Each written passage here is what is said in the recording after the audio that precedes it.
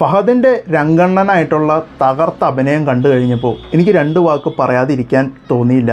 അതുകൊണ്ടാണ് ഇത്രയും ദിവസങ്ങൾക്ക് ശേഷം ആവേശം കണ്ടതിന് ശേഷം റിവ്യൂ ഇടണ്ട എന്ന് വിചാരിച്ചിട്ട് പോലും ഞാൻ ഈ വീഡിയോ ഇപ്പോൾ നിങ്ങളിലേക്ക് എത്തിക്കുന്നത്. ഇങ്ങനെ ഈ വെറും 5.5 അടി ഹൈറ്റിൽ ഇത്രയും മെലിഞ്ഞ ശരീരം വെച്ച് ഇങ്ങനെ മാസ് കാണിക്കാനും ഒരു സൈക്കോ ക്യാരക്ടറിനെ അവതരിപ്പിക്കാനും ഇന്ത്യയിൽ കേരളത്തിലല്ല, സൗത്ത് ഇന്ത്യയിലല്ല, ഇന്ത്യയിൽ വേറെ ഒരു നടനും ഫഹദ് ഫാസിലിന് മുകളിൽ നിൽക്കുന്ന ഒരു പ്രകടനം കാഴ്ചവെക്കാൻ സാധിക്കില്ല എന്നുള്ളത് അടിവരയിട്ട് പറയുന്ന ചിത്രം കൂടിയാണ് ആവേശം എന്ന സിനിമ. ഫഹദ് തൻ്റെ കരിയറിൽ ഏറ്റവും കൂടുതൽ കയ്യടി നേടിയിട്ടുള്ളത് തീർച്ചയായിട്ടും സൈക്കോ ക്യാരക്ടേഴ്സിനെ അവതരിപ്പിച്ചുകൊണ്ടായിരിക്കും. സാധാരണക്കാരിൽ നിന്നും വിഭിന്നമായിട്ട് ചില പ്രവൃത്തികളും ചേഷ്ടകളും ഒക്കെ കൊണ്ട് നമുക്കൊരു സൈക്കോ ആയിട്ട് നമുക്ക് ഫീൽ ചെയ്യിപ്പിക്കുന്ന ക്യാരക്ടേഴ്സിനെ ഒരുപാട് നമ്മളുടെ മുന്നിലേക്ക് എത്തിച്ചിട്ടുണ്ട്. അതെല്ലാം വിജയകരവുമായിട്ടുണ്ട്.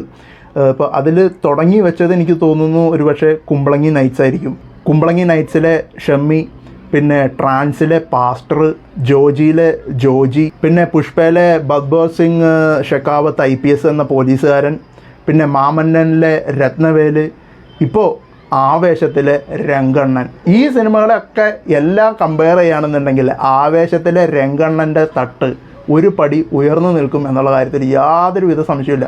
എത്ര സിമ്പിളായിട്ടാണ് പുള്ളി ആ ക്യാരക്ടറിനെ അവതരിപ്പിച്ചെടുക്കുന്നത്. ഭയങ്കര കൂളായിട്ട് പുള്ളി നമുക്ക് ഇത്രയൊരു ഗംഭീര പെർഫോമൻസ് എന്നൊക്കെ തോന്നുന്നുണ്ടെങ്കിലും പുള്ളി ഭയങ്കര കൂളായിട്ട് വന്ന് അഭിനയിച്ച് പോയിരിക്കുന്ന സാധനമാണ്. ചിലപ്പം കേക്ക് വാക്ക് എന്നൊക്കെ പറയില്ലേ, അമ്മാതിരി അത്ര ഈസി ആയിട്ടാണ് പുള്ളി രംഗണ്ണനെ നമുക്ക് മുന്നിലേക്ക് എത്തിക്കുന്നത്. പുള്ളിയുടെ ആ സിനിമയിലുള്ള ആ ഒരു മാസ് എലമെൻറ്റ് നമുക്ക് ആദ്യത്തെ സീനിൽ തന്നെ, പുള്ളിയുടെ ഇൻട്രോ സീനിൽ തന്നെ നമുക്ക് കിട്ടുന്നുണ്ട്. അതെന്താണെന്ന് വെച്ചാൽ പുള്ളി ആ ബാറിലെ ടോയ്ലറ്റിൽ യൂറിനലിൽ പോയി അവിടെ മൂത്രം ഒഴിക്കുമ്പോൾ അതിൻ്റെ തൊട്ട് അപ്പുറം ഇപ്പുറമുള്ള യൂറിനലിൽ ആരും ഉപയോഗിക്കണില്ല. അത്രയും തിരക്കുണ്ടായിട്ട് പോലും ബാക്കി എല്ലാവരും ആ 3 യൂറിനലിന് അപ്പുറം ഇപ്പുറമുള്ള യൂറിനലുകളാണ് ഉപയോഗിക്കുന്നത്. അതിൽ തന്നെ രംഗണ്ണൻ്റെ റേഞ്ച് എന്താണെന്ന് കാണിച്ചു തരാൻ, ആ ക്യാരക്ടറിൻ്റെ ആ ഒരു ഡെപ്ത്ത് കാണിച്ചു തരാൻ, അദ്ദേഹത്തിൻ്റെ ആ ഒരു ബാക്ക്ഗ്രൗണ്ട് എസ്റ്റാബ്ലിഷ് ചെയ്യാൻ ആ ഒരൊറ്റ സീൻ കൊണ്ട്, ആ ഒരൊറ്റ ഷോട്ട് കൊണ്ട് അതിലെ ഡയറക്ടർക്ക് സാധിച്ചിട്ടുണ്ട്. അപ്പോൾ നമുക്ക് മനസ്സിലായി അദ്ദേഹത്തിൻ്റെ റേഞ്ച് എന്താണ് എന്നുള്ളത്. പിന്നെ അതിന് തൊട്ടടുത്ത് സീനിൽ അദ്ദേഹം ഒന്ന് ശബ്ദം വയ്ക്കുമ്പോൾ അതിൻ്റെ ചുറ്റുമുള്ള പുള്ളിയുടെ ചിങ്കടികൾ, വാളും പരിചയമൊക്കെ ആയിട്ട് പെട്ടെന്ന് എക്സ്പോസായി വരുന്ന സീനും കാര്യങ്ങളൊക്കെ കാണുമ്പോൾ ഉറപ്പിച്ചു, രംഗണ്ണൻ വേറെ ലെവല് സാധനമാണ്. രംഗണ്ണൻ്റെ റേഞ്ച് നമുക്ക് ക്ലിയറായിട്ട് നമ്മൾ പ്രേക്ഷകരിലേക്ക് എത്തി. പിന്നെ അങ്ങോട്ടേക്ക് സിനിമ കാണുമ്പോൾ നമ്മളെ ഒരു വേറൊരു ലെവല് എക്സ്പീരിയൻസിലേക്കാണ് അത് നയിക്കുന്നത്. പുള്ളിയുടെ എടാ മോനെ എന്നുള്ള വിളിയും പിന്നെ പുള്ളിയുടെ ആ വേഷവിധാനങ്ങളൊക്കെ കാണുമ്പോൾ നമുക്ക് പെട്ടെന്ന് ഓർമ്മ വന്നത് രോമാഞ്ചം സിനിമയിലെ ചെമ്പൻ വിനോദിൻ്റെ അതേ കോസ്റ്റ്യൂം തന്നെയാണ് എനിക്ക് ഫീൽ ചെയ്തത്. ചെമ്പൻ വിനോദും കൂളിംഗ് ഗ്ലാസും വൈറ്റ് ഷർട്ടും വൈറ്റ് പാൻസും അതേ കോസ്റ്റ്യൂമാണ് ഇതിൽ ഫഹദ് ഉപയോഗിക്കുന്നത്. അതിൽ ചെമ്പന് ഇത്തിരി മാലയൊക്കെ ഓർണമെൻറ്റ്സൊക്കെ ഒരല്പം കുറവുണ്ട്. പക്ഷേ ഇതിൽ രംഗണ്ണന് വരുമ്പോൾ ഓർണമെൻറ്റ്സിനോട് ഭയങ്കര ക്രൈസാണ്. ആ ഒരു വ്യത്യാസം മാത്രമേ കണ്ടുള്ളൂ. പിന്നെ അഭിനയത്തിൻ്റെ കാര്യം പറയുകയാണെന്നുണ്ടെങ്കിൽ ഫഹദിൻ്റെ മാത്രമല്ല, കൂടെ അഭിനയിച്ചിരിക്കുന്ന എല്ലാ സപ്പോർട്ടിങ് താരങ്ങളൊക്കെ ഗംഭീരമായിരുന്നു. ഫഹദിൻ്റെ കൂടെ കട്ടയ്ക്ക് നിന്ന് പെർഫോം ചെയ്യുന്ന അമ്പൻ എന്ന് പറയുന്ന ക്യാരക്ടർ സജിൻ ഗോപു എന്നാണ് ആ നടൻ്റെ പേര്. അദ്ദേഹം തകർത്ത് അഭിനയിച്ചിട്ടുണ്ട്. അദ്ദേഹം എല്ലാ സിനിമകളിലും നമുക്ക് ഭയങ്കര ഒരു ഇമ്പാക്റ്റ് പ്ലെയറിൻ്റെ ഒരു റോളായിട്ടാണ് എനിക്ക് തോന്നിയിട്ടുള്ളത്. അതിപ്പോൾ രോമാഞ്ചത്തിലായാലും ശരി, ഇപ്പോൾ അദ്ദേഹം പല സിനിമകളിലും ഉണ്ട്. ചുരുളിയിൽ പുള്ളി ഉണ്ടോ എന്ന് എനിക്കൊരു ഡൗട്ടുണ്ട്. പിന്നെ അതിന് മുമ്പ് പിന്നെ പുള്ളീനെ കണ്ടിരിക്കുന്നത് സിനിമയിലാണ് ജാനേമനിൽ പുള്ളിയുണ്ട്. അദ്ദേഹം കിട്ടലൻ പെർഫോമൻസ് ആയിരുന്നു കട്ടയ്ക്ക് നിൽക്കണേ. അതിൽ ഇവരുടെ ആ ഒരു കോമ്പിനേഷൻ സീനുകളൊക്കെ ഗംഭീരമാണ്. നമുക്ക് ഫഹദിൻ്റെ ഒരു സ്പെഷ്യൽ പെർഫോമൻസ് കിട്ടുന്ന സീനാണ്. ഇവർ ദംഷറാഡ്സ് കളിക്കുന്ന സീനൊക്കെ ഉണ്ട്.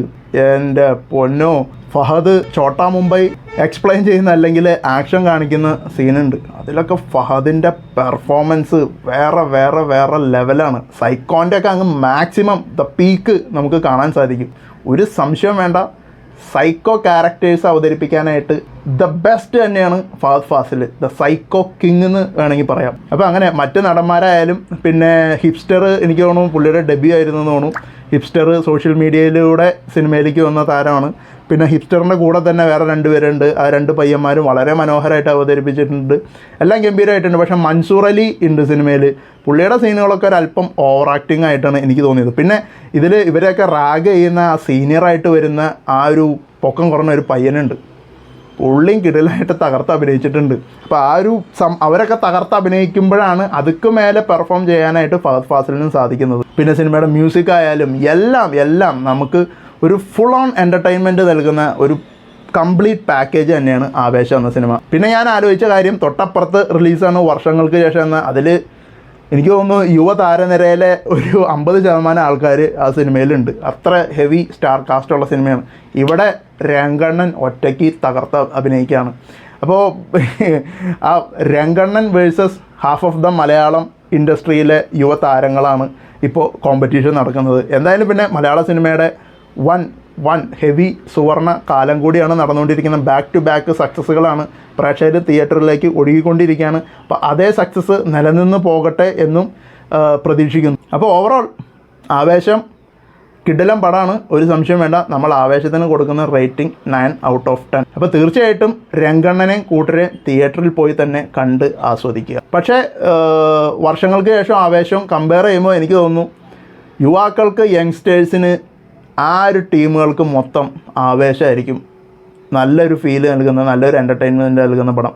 പക്ഷേ അല്പം കൂടി ഏജ്ഡ് ആയിട്ടുള്ള, മിഡിൽ ഏജ്ഡ് അല്ലെങ്കിൽ അല്പം കൂടി ഫാമിലി ഓറിയൻറ്റഡ് ആയിട്ടൊക്കെ ഉള്ളവർക്കാണെന്നുണ്ടെങ്കിൽ ഒരു പക്ഷേ വർഷങ്ങൾക്ക് ശേഷമായിരിക്കും ഒരു ബെറ്റർ ചോയ്സ് എന്നും എനിക്ക് തോന്നുന്നുണ്ട്. അപ്പോൾ ഇതിനെപ്പറ്റി നിങ്ങളുടെ അഭിപ്രായം നമ്മുടെ കമൻറ്റ് ബോക്സിലൂടെ അറിയിക്കുക. അപ്പോൾ ഇന്നത്തെ വീഡിയോയിൽ നമുക്ക് ഇത്രയൊക്കെ പറയാനുള്ളൂ. നമ്മുടെ വീഡിയോസ് ഇഷ്ടമാകുന്നുണ്ടെങ്കിൽ ലൈക്ക് ചെയ്യുക, ഷെയർ ചെയ്യുക, സബ്സ്ക്രൈബ് ചെയ്യാത്ത സുഹൃത്തുക്കൾ നമ്മുടെ ചാനൽ സബ്സ്ക്രൈബ് ചെയ്ത് നമ്മളെ സപ്പോർട്ട് ചെയ്യുക.